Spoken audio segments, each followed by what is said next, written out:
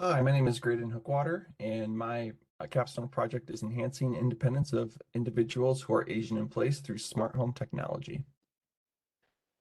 So the site that I did this Capstone project at is Disability Advocates of Kent County in Cutlerville. My site mentor is Judy Siegert. She is a practicing occupational therapist and a certified aging in place specialist. The ACO concentration area is program development and education, and the timelines from January to April of 2025.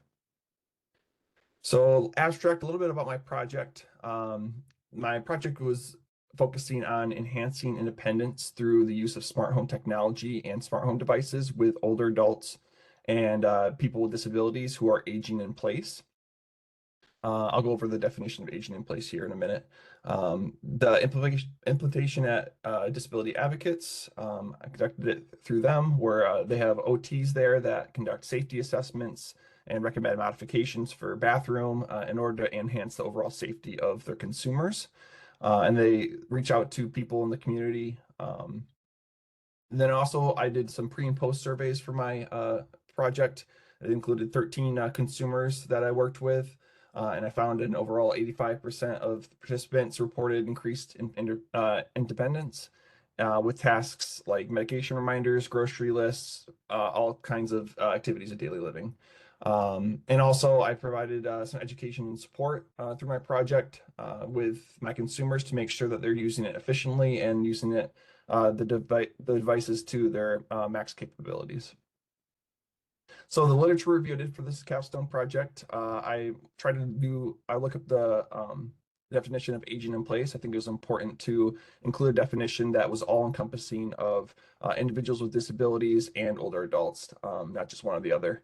And I looked up some resources regarding the role of smart home technology and independent living, some barriers such as digital literacy, especially with older adults. Digital literacy is something that is challenging as they're not really used to these kind of implementation of technology.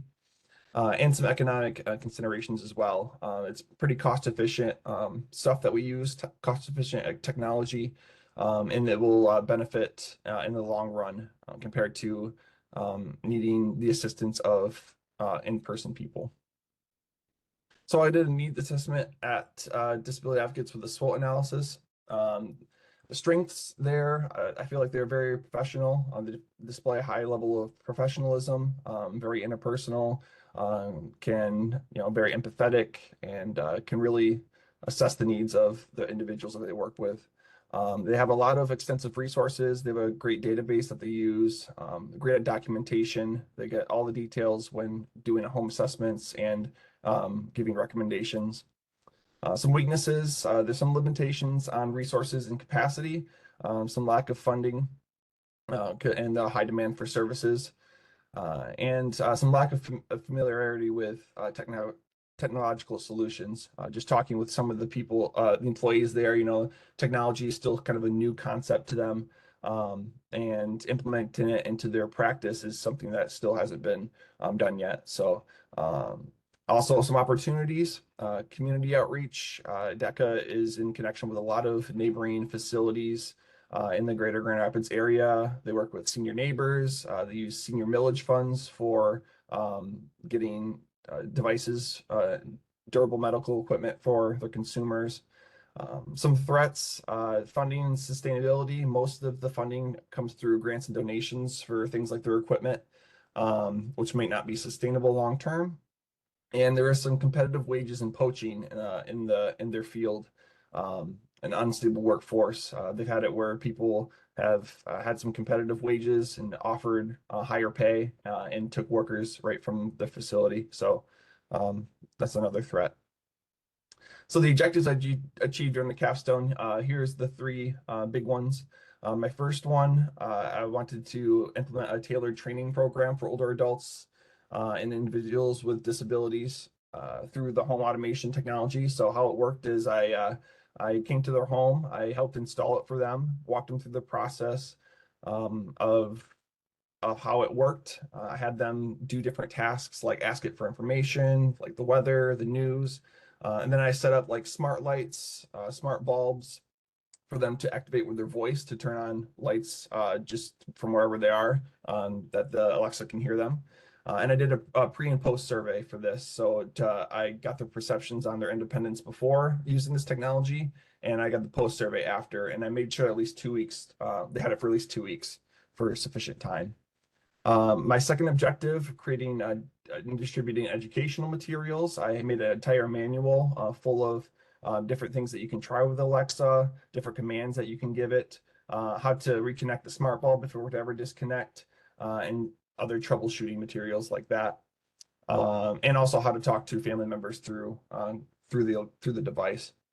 And objective three, I facilitated a workshop to make sure that there's sustainability of my project after I'm gone at Disability Advocates.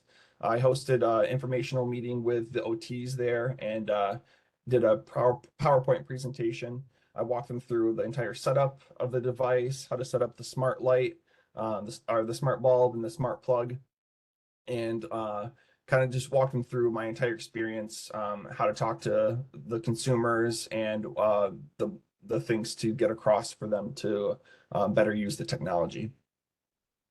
Some implications, enhancing independence. That was my main goal of this project. And through the project, I found that, there was enhanced independence in daily activities with the consumers via the pre and post survey. Empowering OTs. I want to make smart home technology something that is a powerful tool at their disposal. And I think that's kind of the direction we're heading with OT care. And also advocating for the implementation of the technology in the OT field. Just really getting our toes in the water and trying to advance these solutions as much as possible. Conclusion, overall, I had a positive impact on independence. I found that 92% of my participants reported feeling more independent in their daily activities.